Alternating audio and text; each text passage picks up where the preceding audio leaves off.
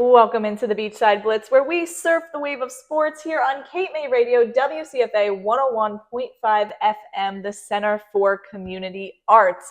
I am your host, Patricia Caputo here, and I'm so excited to start this show off like we always do. We kind of took a little hiatus with 4th of July and just had kind of a shorter show with some double interviews with Miss Liberty from the Marbles Tournament, and then Sam, who was able to join us last week, Sam Kerr, who plays lacrosse at Keene University. So with that being said, let's start off this show, just like we do every show, with the question of the week. This week, we're going to be talking a little bit about the Philadelphia Phillies, actually a lot of it about the Philadelphia Phillies, because we got a lot to catch up on. So let's start off with a baseball question, and of course, it's going to be about the Phillies. So, question of the week is, the Phillies won their first title in 1980. Who was the starting pitcher that earned the win in Game 6 of the series? Who earned the win in Game 6 of the series to clinch the Phillies' first ever World Series victory? That being said, I will tell you that answer at the end of the show as we begin with this segment as question of the week begins. So the Phillies won their first title in 1980. Who was the starting pitcher that earned the win in Game 6 of that series to clinch the victory? Throughout the middle of the show, I'll give you one more hint just so you can secure your answer. And then around 4:55, I'll give you the answer to that question. So again, before we get into what's the scoop, the Phillies won their first title in 1980.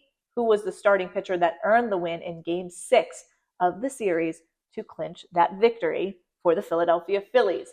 Now let's talk about the current Philadelphia Phillies with what's the scoop. And let's start off with Bryce Harper. I think he's okay, right? How are we feeling? First time in his career that he had 4 extra base hits. That was against the Giants. They go on the road. They go out west. They play them. They're looking to avoid a sweep. They do avoid a sweep. Now they also will play the Padres at 9:40 p.m. tonight. Starting tonight, they'll end that 3-game series right before the All-Star break. All-Star break begins Tuesday, so we'll be able to really see who this team is, possibly, before the end of the weekend. With that being said, though, as we know, with the Philadelphia Phillies, they're not very consistent. And Bryce Harper wasn't very consistent for a little bit, but he seems to be back now. We seem to be seeing this is the Bryce Harper that we were hoping to get back after that injury. And a few weeks ago, it was Bryce Harper saying, I'm not getting any better. I don't feel like I'm getting any better. It only feels good, this injury, when I don't play. So I have no choice to go out there and play. And what I've been hearing and what you see when you play baseball is you have to get back into the groove. With any sport, truthfully, when you take that long of a break, you're off essentially, quote unquote, for a few weeks. I've mentioned it before. He came to the beach in Cape May for a few days as well. You're not getting in those reps. You're missing a ton of swings. You're missing a ton of time because you're injured, because you can't do anything. And it seems that a lot of said he should have went to Lehigh Valley. He should have took some swings in the minors, and that was probably right because essentially he was taking practice swings for the last few games and then was finally able to get back into this groove in this Game 3 win where they're trying to avoid the sweep. So I guess you could say it's a good time. Phillies win 13-0. But again, the consistency factor is worrisome because you look at this team and you're saying right now, can they go to the World Series or can they go to the playoffs and not be a first-round exit? And last game, they didn't play last night, but last game, you might be saying, yeah, that's a possibility. But then you might see them tonight and it might not be the same answer. So that's the most difficult part about this Phillies team. But what was encouraging was that Bryce Harper in that press conference where they win 13-0, they shut out the game, avoid the sweep, should have put some runs in some other games, but that's not how baseball works. But Harper said he felt good. And he says he feels good. And that is good to hear. 3 goods right in a row. But it is because going from that crazy, well, I'm not getting any better, to what I was thinking is this it for him? Is this it for someone who deserves a World Series win, who has been there before, who hasn't been able to get over the hump? Is this how it ends? Because we've seen this, I'll say, tragedy before in the world of sports where this is how it ends. But obviously that's me jumping to conclusions, but it was, is it ever going to get better? And now it seems that it's gotten better, that the panic that we were all worried about Bryce Harper not being able to compete at a high level with his teammates when it comes to playoff time, even though we're about 2 months out. It was worrisome, especially if you're a Phillies fan sitting there watching every game, knowing that this team does need a leader, knowing this team needs a Kyle Schwarber and a Bryce Harper to be able to do that. With that being said, we still don't really know who this team is. Bullpen's got issues. The offense is inconsistent. One day, everyone's hitting a home run. I mean, every single player in the lineup had a hit and an RBI. Every single player last game. Tonight, it could be a totally different story. And that's what makes it difficult. Not only does it make it difficult for the teams you're playing against, I guess that could be a plus, because you never know who you're going to get. But at the same time, it makes it difficult for your manager. It makes it difficult for your fans. It makes it difficult for this team because it's not just one player who, all right, I had a bad night. It's everybody. They just can't hit. Oh, okay, the Phillies got one hit and it's the 8th inning. Are they going to be able to win? It's not how you can play ball games efficiently and effectively, especially when it comes playoff time. But you all know that. So the Padres this week, right before the All-Star break, Padres are 49-43. They're third place in the National League West behind the Dodgers and the Giants. So we'll see. You can't make really any assumption of are the Phillies going to win. You hope that they win. You hope that they're able to get this victory. I think this will be obviously a good series for them to win. We've seen this from the Phillies before, that they come back from the All-Star break and they look pretty different. Maybe this will be a good different this time where they're able to find that consistent pattern. These guys are able to get a break here and there. There obviously some players were snubbed and all that, and people are upset about it. It's hard. It's hard with this All-Star because every team needs to be represented. It's not like the Pro Bowl where you have two of the best teams in the Super Bowl, so that eliminates a lot of great players essentially that year. I mean, you think of the Eagles and how many guys would have had to been on that All-Star team if the NFL did something like that. It's hard when you're trying to get everyone represented, and then a guy like Trey Turner might not be a starter, and then you got the Suarez debate. So there are debates here. Thing is, Zach Wheeler will be there, Paul Skeens will be there. Zach Wheeler trying to finally win a Cy Young award. Awards are great, and I think in baseball they mean something different. I don't take as much of them in like the NFL and stuff. I don't know. I just don't really think of it as big. A Cy Young award is a big deal. World Series is obviously bigger, but a Cy Young award is a big deal. Zach Wheeler has not been able to get over that hump despite everything that he's doing. I think maybe this All-Star appearance could help him a little bit, help him say, I deserve a Cy Young. Obviously, now he's competing with Paul Skeens. He seems to always be in this position where he's just competing against someone who's a little bit younger, who has a little bit more of an edge, but at the same time, clearly not done with the season yet. We'll see how the season goes, but I think he deserves that Cy Young award, and then we'll be able to see more of him in the All-Star break. But I want to propose, as the trade deadline is a few weeks away, July 31st, trade deadline for the MLB, are they going to make a big trade? Should they make a big trade for this season, or should they stay conservative? And a lot of this, I say, comes from how much Rob Thompson and Dave Dombrowski believes in this team. Does Dave Dombrowski believe that a few more pieces means this team wins a World Series? Or does Dave Dombrowski believe this team is not consistent enough? It's not ready, which he shouldn't, because considering the last few years that they've been able to prove that they can get to where they need to, they just can't win the whole thing just yet. But they've been able to prove this team here and there, obviously a few changes here and there, but the majority of this team has been able to come out and say, we are World Series contenders. We can compete. We just got to get over the hump. We need a few more guys. And this year, my biggest concern is the bullpen for this team. The outfield has had some problems, but right now I'm thinking bullpen, because I think at the end of the day, you can piece together an outfield if needed. When you're expecting one guy to come in there, and it's the 7th, if you get that far, the 8th, the 9th, and they can't get the job done, the outfield can't do anything if the guy at home plate is hitting bombs out of the park. Can't do anything. So this bullpen, they're just, something's got to give. Either guys have got to get better, which that doesn't look like that's going to happen after that Jordan Romano start, or you got to get somebody. And I'm all for getting somebody, because these starting 3 pitchers, maybe 4 if Aaron Nola comes back and they decide to make him a starter and all that, but I was just focusing on the big 3, I'd say right now, with Ranger and Sanchez and Wheeler. These are guys who are just dealing. and they deserve a win. Like Sanchez should not be competing and making it through 7 innings and having great starts, and then you lose it when you come in. That cannot happen. So the trade that I would propose right now is I'm all in on Aroldis Chapman. They can get him for not a lot, and I think that's the perk. You have the Red Sox. I mean, if you've ever seen him when he was in a Yankees uniform hitting against the Astros, he throws that 84-mile-an-hour slider, and he throws that 84-mile-an-hour slider right to Jose Altuve. Now, granted, there was the cheating allegations and all that they were able to come in, and Altuve ends up hitting that home run and walks off the Game 6 where they lead them to the World Series. But Chapman is a guy who knows about the playoffs. He has a 1.36 ERA, hitting for the Red Sox, or pitching rather for the Red Sox right now. He's got that fastball that he's able to go out there. And the only thing you can get him for cheap, and that's what I'm saying, is that you're able to trade a guy like Mick Abel. That yes, he's been able to do things for your team, but Chapman, with that experience that he's able to come in, he's older, he can help this team, he can close out for this team. It can make a big difference. Now, on the other side of things, it depends how deep you want to go. Because in my opinion, I don't think you can trade a guy like Andrew Painter. You can't trade a guy like Justin Crawford. I think those are two guys that if everything goes south, if you don't make it to a World Series this year, you're able to go in and say, we still got Painter, we still got Crawford. We can make it work within the next few years within our minor league system.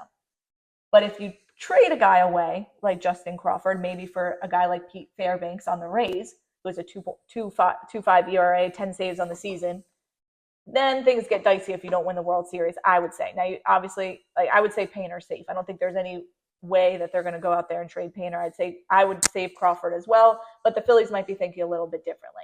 But for all those who might be hesitant about making a big trade, let's talk about who on the Phillies just might not be there next year. JT Realmuto's deal ends. Schwarber's deal ends. Suarez might not come back. You got Suarez and Sanchez and Wheeler. You're not probably going to be able to pay Suarez as much as you want. Luzardo, Kepler, Bohm is in arbitration. Bohm is a guy who might get traded within these next few weeks, a guy who has been in those talks possibly.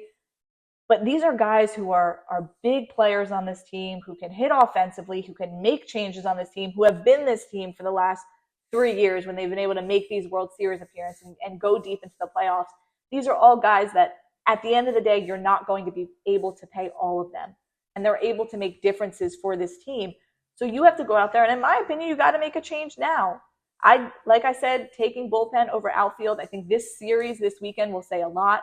Then come back, play in that all-star, come back, be able to see what is this team looking like, where's the consistency, where are the holes.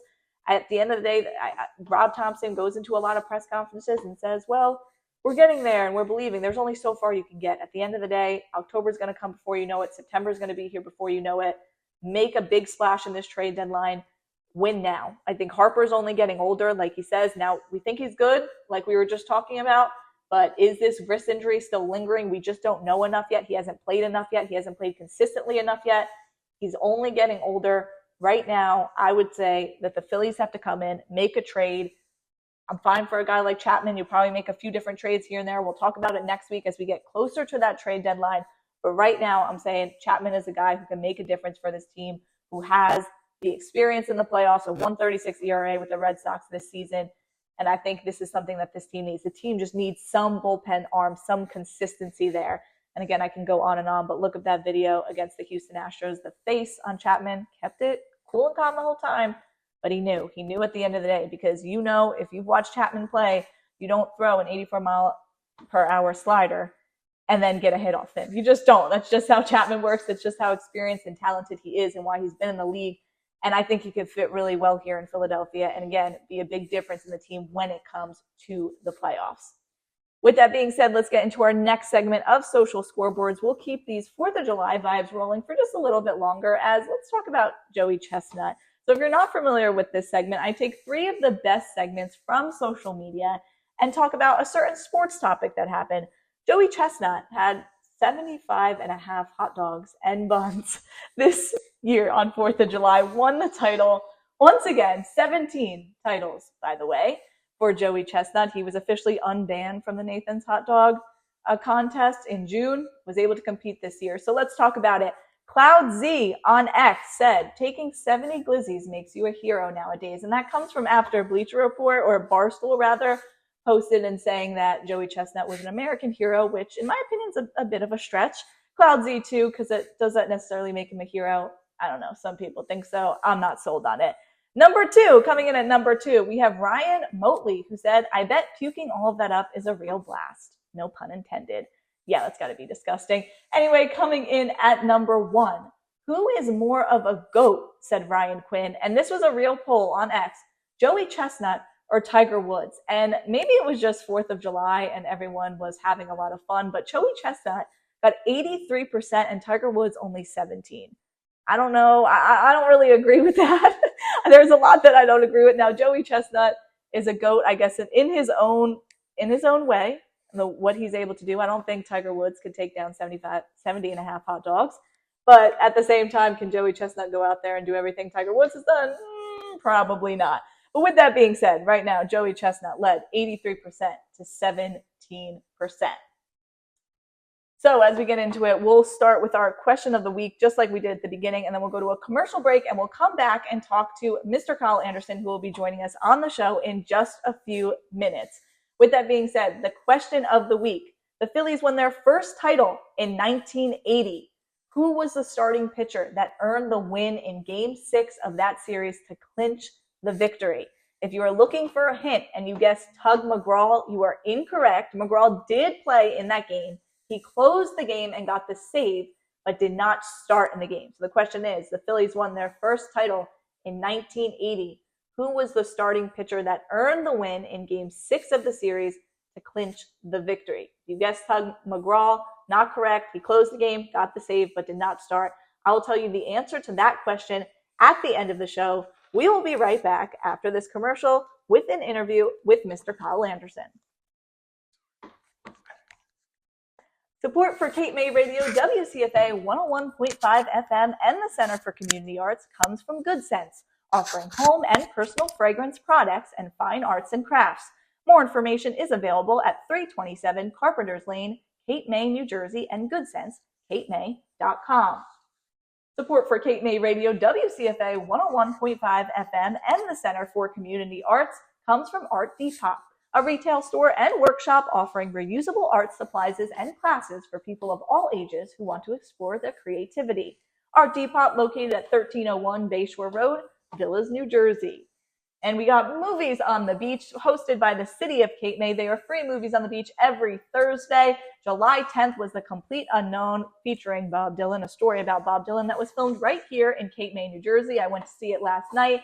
July 17th, free movies on the beach once again. Spaceballs will be that movie next Thursday, July 17th. With that being said, welcome back to the Beachside Blitz on WCFA 101.5 FM, Cape May Radio, and the Center for Community Arts.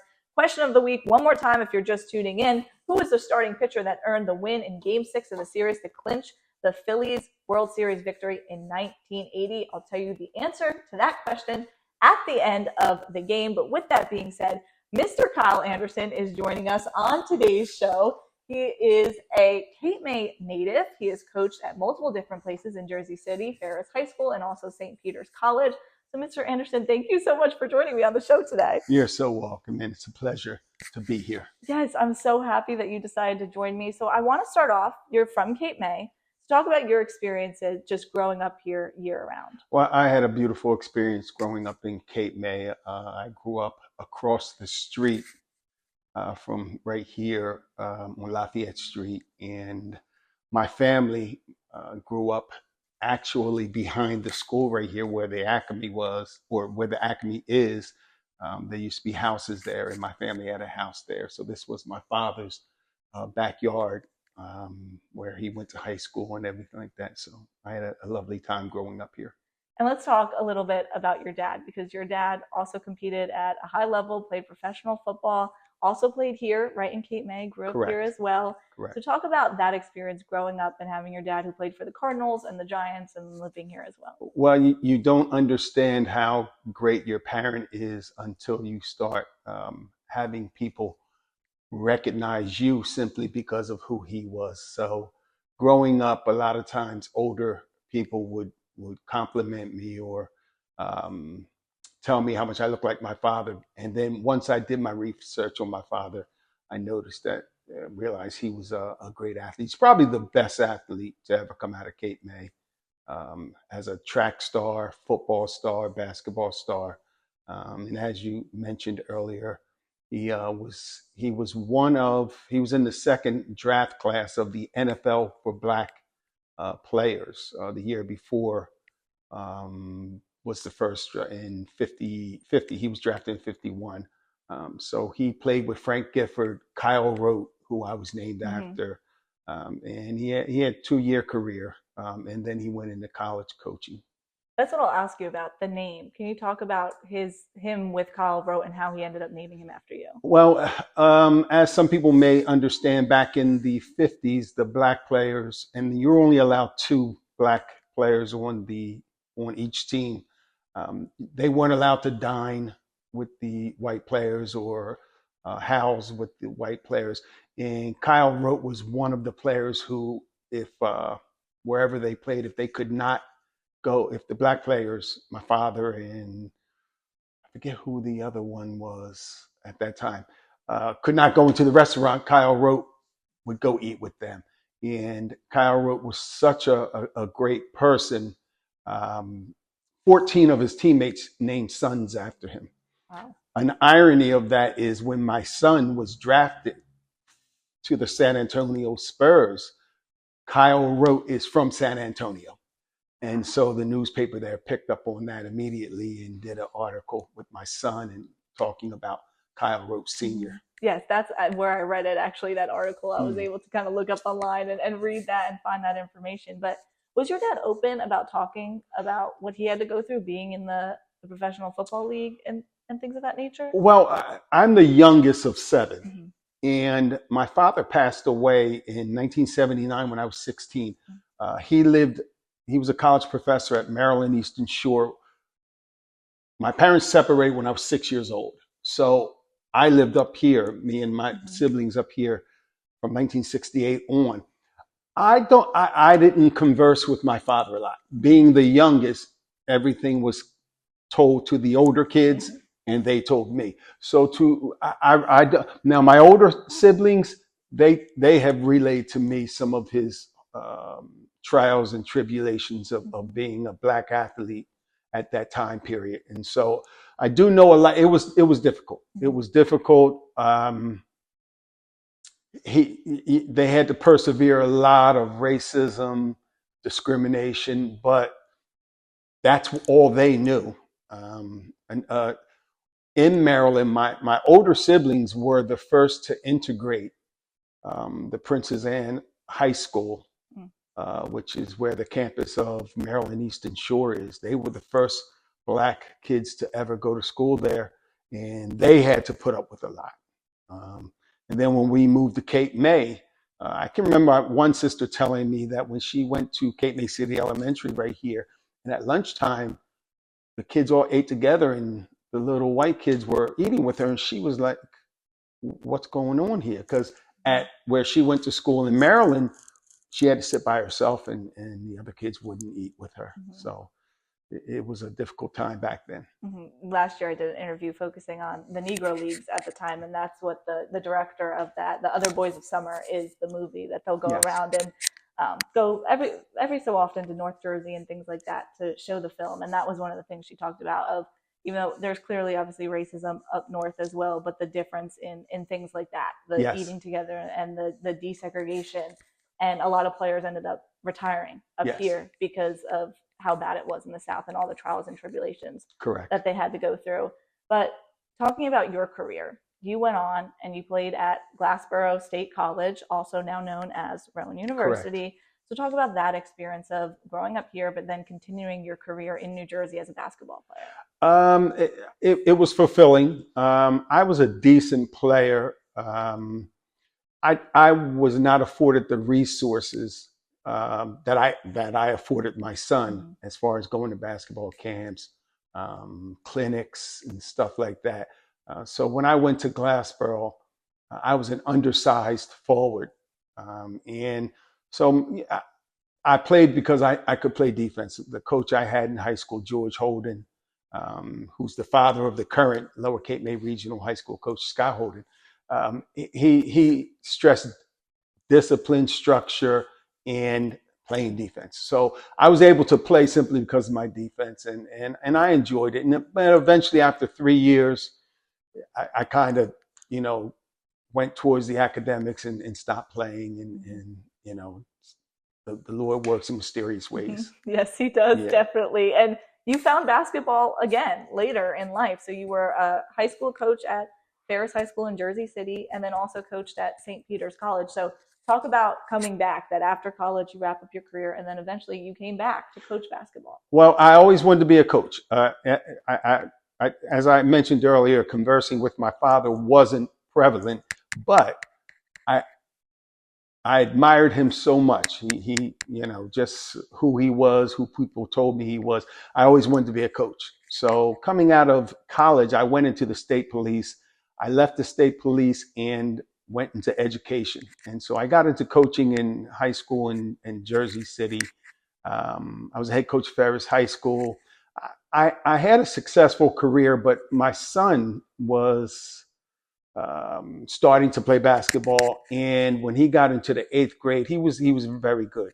And so, at that time, I was coaching college basketball. I was assistant coach at St. Peter's, and I explained to the head coach, I don't want to be a part-time coach where I'm running in and out of the gym to get to my son's game. So I'm going to step down just to focus on watching him play.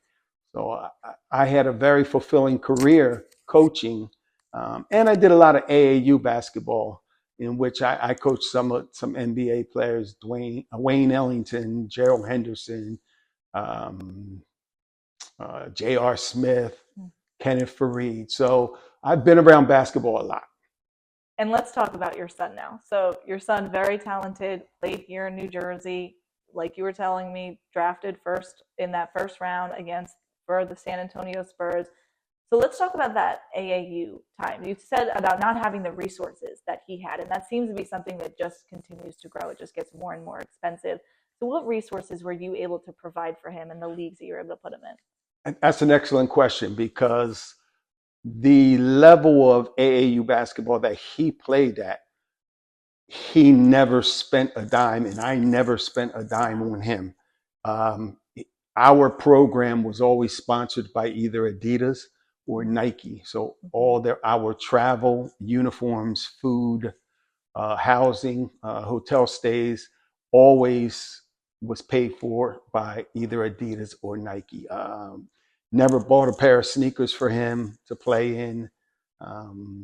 Camps. He at 12 years old, we put him on a flight from Newark to Houston by himself. Wow. For a basketball camp that the camp in Houston paid for him to come play in, just because it would draw other players for him to be at that camp. Mm-hmm. So by the age of 11, he had done 53 basketball camps or clinics. Wow. By the age of 11.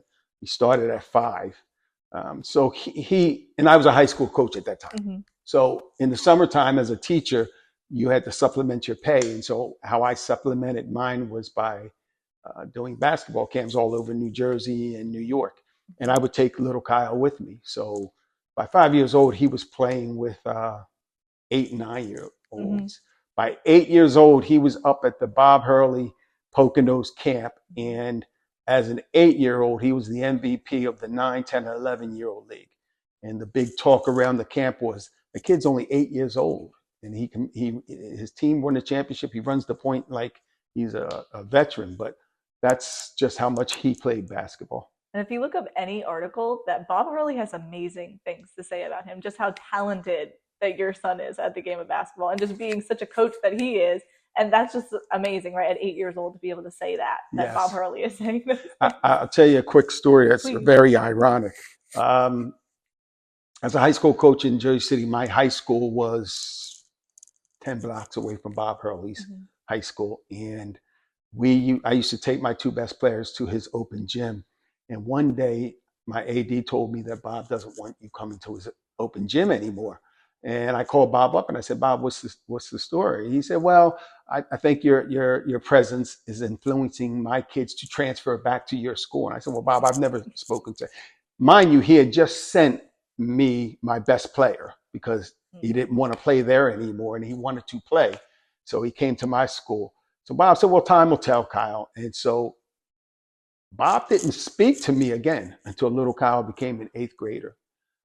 And he didn't speak to me then to recruit him. But I think he was planting the seed that, okay, I have to get back on speaking terms with Kyle because his son is pretty good. It's time. Yeah, that was the time now.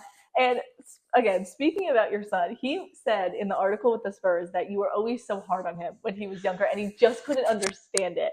So when was the time that he finally understood why you were being so hard on him when it came to basketball? If I remember little Kyle telling me correctly, he said, Dad, I never thought you thought I was good until I was in college and you told me I was good.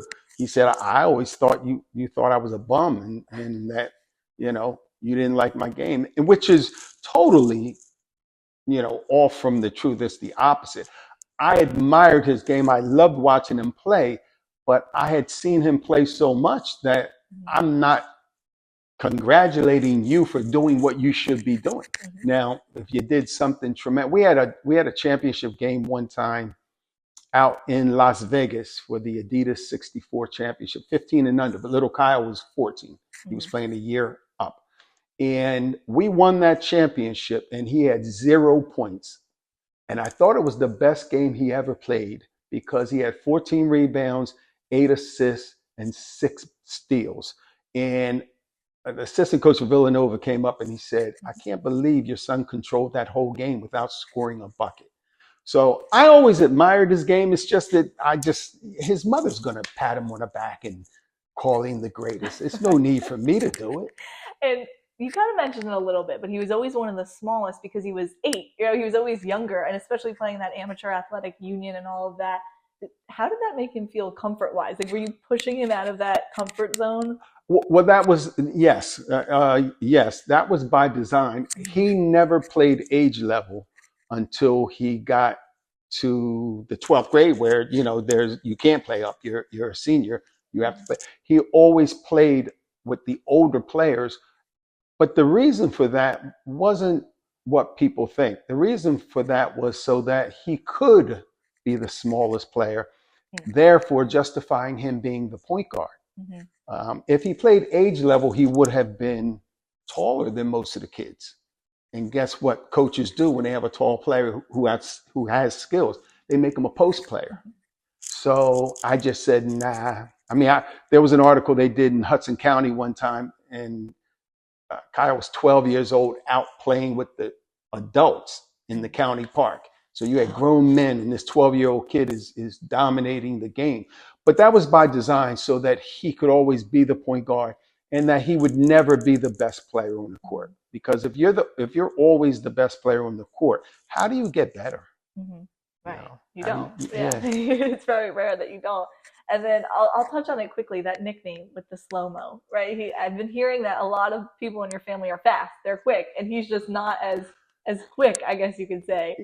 And is that where the nickname comes from? Well, the nickname comes from, and he'll debate me on this, but so there could be two ways. The nickname came when he went to the 11-year-old nationals, AAU nationals, and they got third place.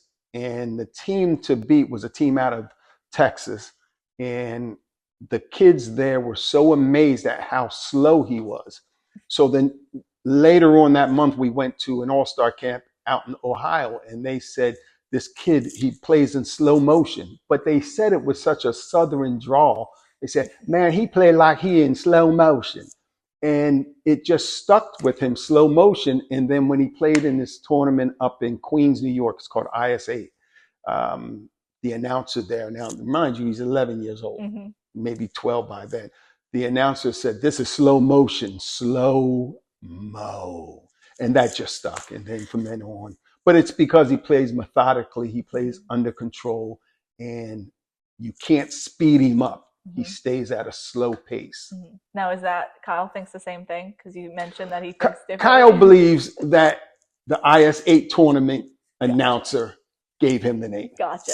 And that's just not true. He did make it popular, but the kids from Texas saying, man, he played like he in slow motion. That's where he got it from. That was the first, and then Yes. it stuck. All right, I like it. And let's talk about this high school year with Kyle. So Kyle goes to high school. He plays at Patterson Catholic and then goes to St. Anthony in Jersey City after Patterson Catholic closes down. How did you go about talking to schools when it came to the recruiting aspect?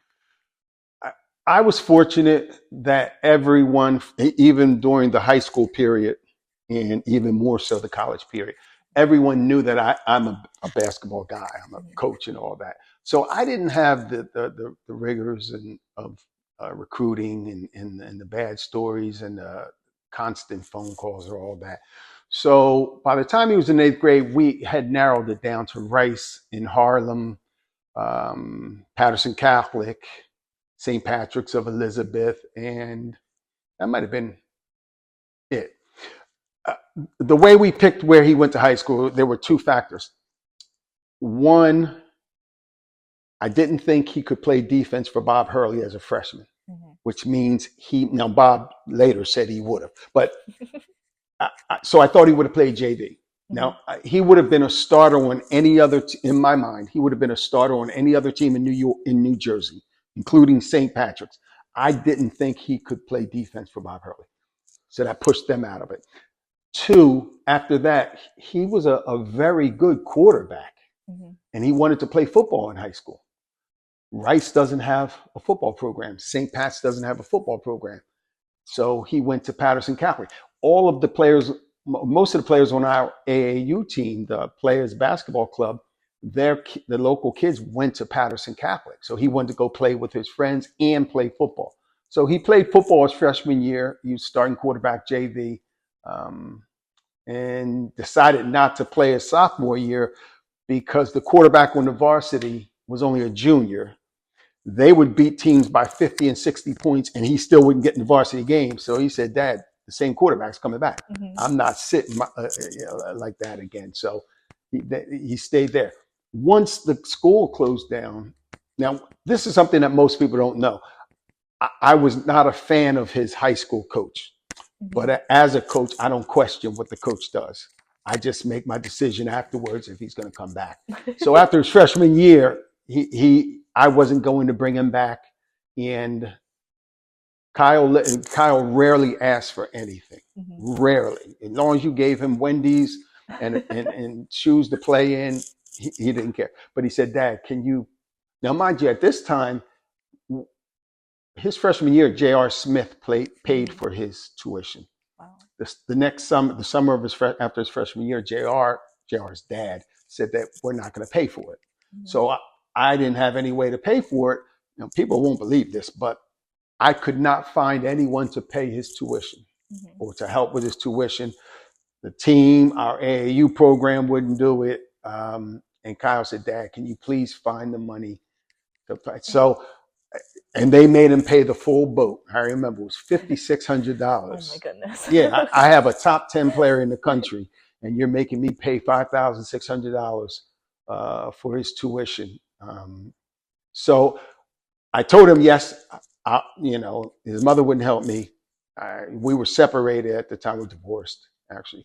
And so I scrounged up the $560 a month tuition.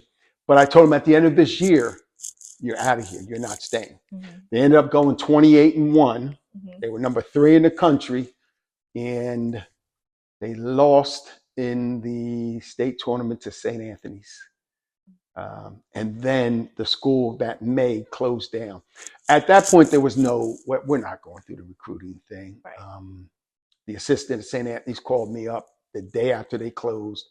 And I said, look, man, we don't have to, he's coming to St. Anthony. I'm a teacher in Jersey City. Right, yes. So it's easy for me to drive him to school, pick him up, wait for practice, and drive home. So to me, there was no reason to go through. So he went to St. Anthony's. For 2 years, he went 65-0, won the state tournament of champions, won the national championship. His high school record is 111-6. That's insane. 5 of those 6 games he lost in his freshman year. Wow. So his from sophomore till he graduated, he was like 96-1. That's insane. as a starter. You just don't see that, especially Yeah, at the basketball level. I think maybe it was Trevor Lawrence maybe who did it in high school, but like that's the football level where there's yeah, what, like 8 games in high school. You don't see that at yeah. the basketball level. The only, and I could be wrong. Someone could correct me. The only person close to him is Bob Hurley Jr. Okay. He's the only one. Because in order to accumulate that many wins, that means you're going to the tournament championship every year. You're playing 32 games.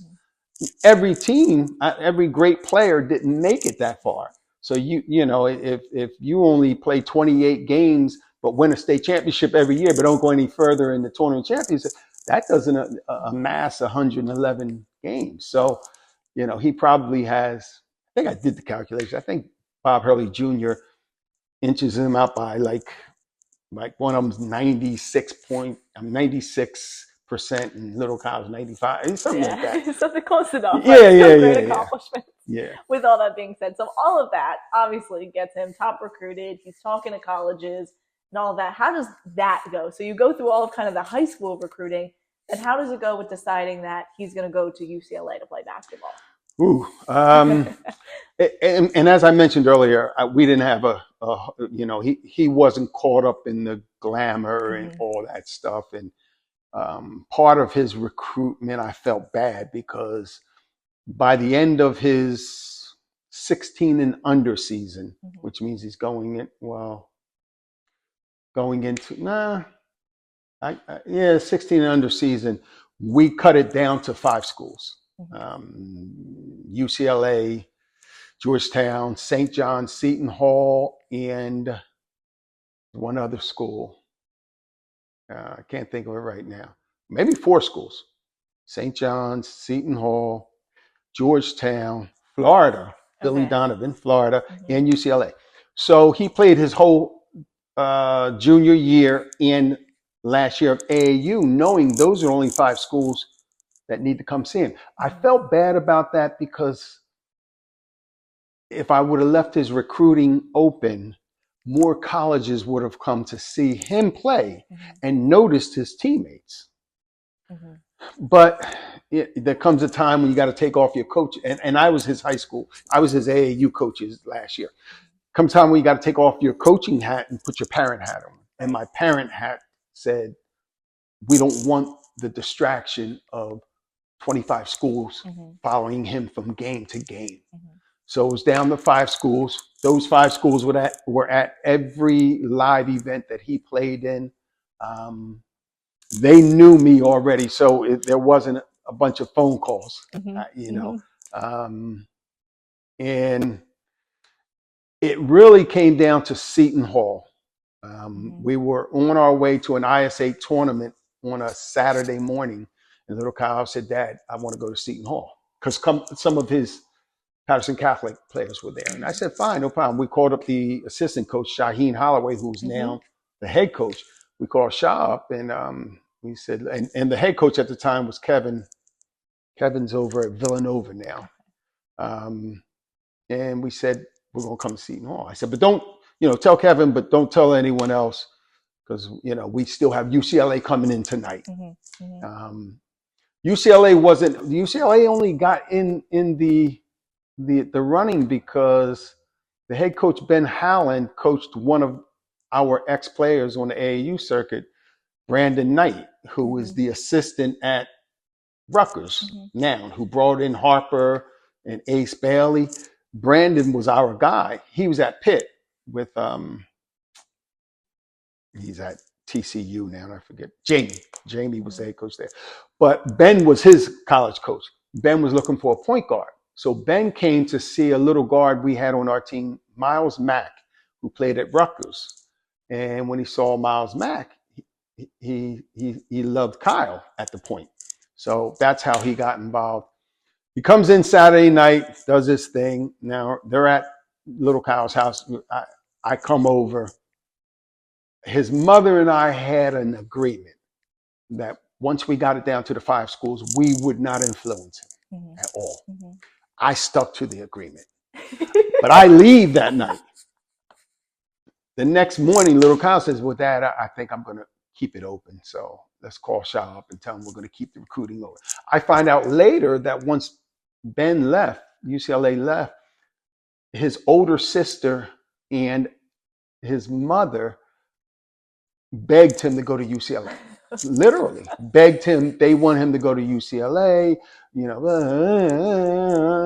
I didn't dislike UCLA. I thought it was a good choice simply because he had already gained the respect of New York, the East Coast. If you can go to LA and get the respect of LA,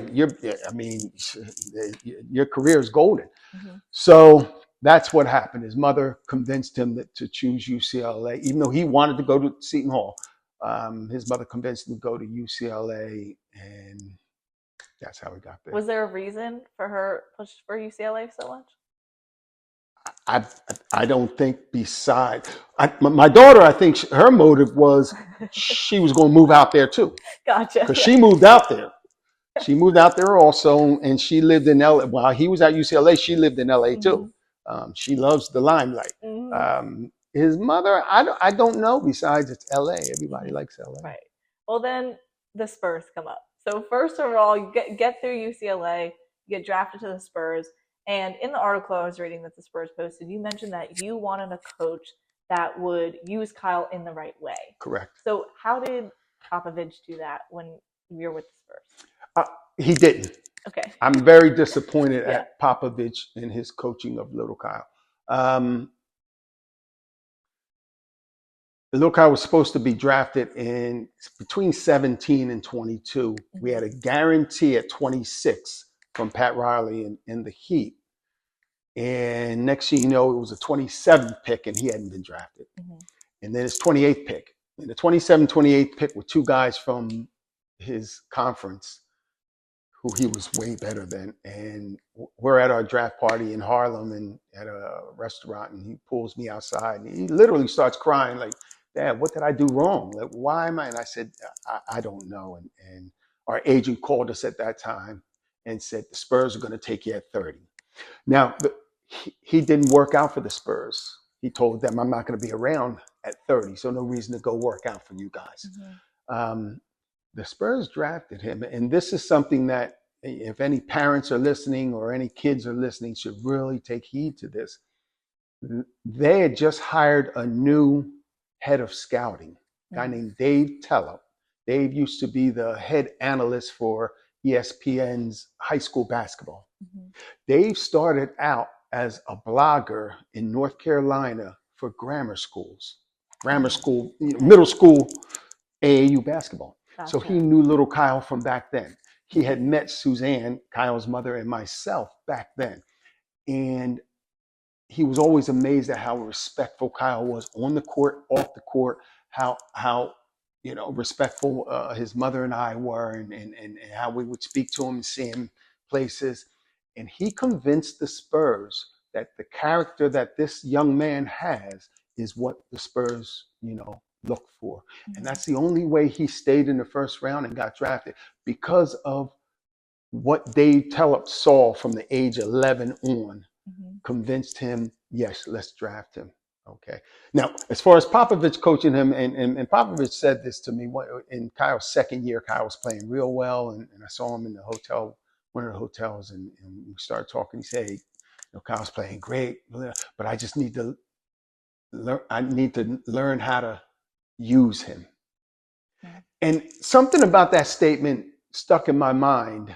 And then I remember back to an article where I said, I'm glad he's playing for a coach that will know how to use him. And I asked myself, was he taking a jab at me? Or, you wanted someone who know how to use him, but I don't know. But I don't think he used him well. I don't, but that's just my opinion. No, thank you for your opinion. That's important, especially someone who's watched him, who's coached him, your whole life and been able to be that parent, go to all his games and all of that. With that being said, let's flash forward a little bit to a little bit more recent. He's with the Timberwolves in 2023. He's able to have that season. They have that NBA Finals appearance. How was that experience for you? It was, I enjoy watching him win. And that team they should have won that. the Western Conference Finals also. Um, so, but I knew they weren't bringing him back.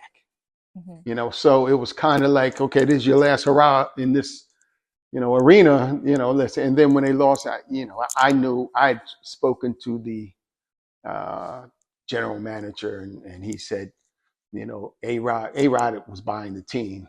At the Gotcha. time, Yeah. Alex Mm-hmm. Rodriguez, and he said they're not going to spend the money. They're already over the salary cap and the threshold and all that stuff. They're not going to go over it more for a role player. Mm-hmm. So I knew he was, going to move on. So how is that feeling for him and for you? Is it this bittersweet moment? Very bittersweet because he truly enjoyed Minnesota. He liked the players there. He liked the front office. His son was thriving in school. Mm-hmm. He really wanted to. He was even willing to take. We talked about this. We take 2 million less if they would keep him, but they were looking at 6 million a year. We were looking at 9 or 10, and 2 million less was 8. Yeah. And they said, "Nah, we can't do that." And we talked about this when he was leaving UCLA. He was supposed to be a one and done player, but what happened is Ben Howland boldly lied to me and said that when Kyle comes in as a freshman, he will be the starting point guard. And then when Kyle got there, they started Larry Drew at point guard, and Kyle played point guard maybe 5 minutes a game. Mm-hmm. So at the end of his freshman year, I couldn't throw him in the draft because he didn't play the position he can excel at. Mm-hmm. So after he's going to come back, and it's a definite you're leaving after this year. I don't care. New coach comes in, Steve Alford, and I call Steve up and say, Steve, if you're not going to play him at point guard, just let us know and let us make a decision on if we want to come back or go to Europe or do whatever. And Steve said, no, Kyle, we're going to play him at point. Mm-hmm. And so he played point guard, so he came out after that. So, he was supposed to be a one and done. So things change, And speaking on that change aspect, he's been with the Heat, the Warriors, the Wolves. Now he's with the Jazz as of like 4 days ago. Yeah. He gets traded. So what is that like, knowing that you have to up and leave and move and be with a new team and then might even get traded again? What is that like? I think psychologically it really weighed on him. His agent called me because he couldn't get through to Lil Kyle. He called me and told him about the trade. So I called Lil Kyle. He was working out and he called me. And we were on FaceTime and I could see in his face. I mean, I know my son as well as I know myself. And he didn't say this, but I could see in his face that in his facial expressions while we were talking, I could see he was questioning, am I still an NBA player? Because this is my third team in 6 months. And 2 of the coaches that let me go are Hall of Fame coaches. Am I just not an NBA player anymore? And then the next day when I called him back, he was in a better mood. He actually said that. Here's one thing that people don't know about Little Kyle. They lost to Denver his first year in Minnesota. Game 5 that they lost the series, Anthony Edwards put his finger through Little Kyle's eye, his left eye, and he left the game. He can't see out of that left eye. He had surgery up at Wills in Philadelphia. Gotcha. Yes. Yeah, he had that spring in summer. He had surgery. That they had the same doctor who did Moses Malone's eye surgery. They tried everything, and he can't see out of that left eye, and it affects his ability to use peripheral vision, anticipate, see his man and see the flight of the ball if they're on the opposite side of the rim. So it kind of has, I think it affected his depth perception on his 3-point shot. So with that, that's why he's now questioning, I fell off since that injury. I wasn't as productive the second year in Minnesota. Maybe this injury is the end of my career. So I think that played it. I don't think it is. I think you just compensate. I think you learn how to be as productive by doing different things.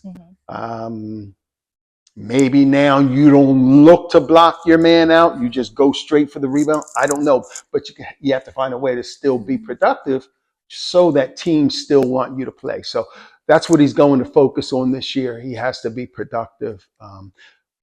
Fortunately, the coaches that are at Utah were the assistants that were at San Antonio. So they know him very well. One of the other coaches was his AAU teammate up in North Jersey, a kid named Chris Jones, who played at Teaneck High School.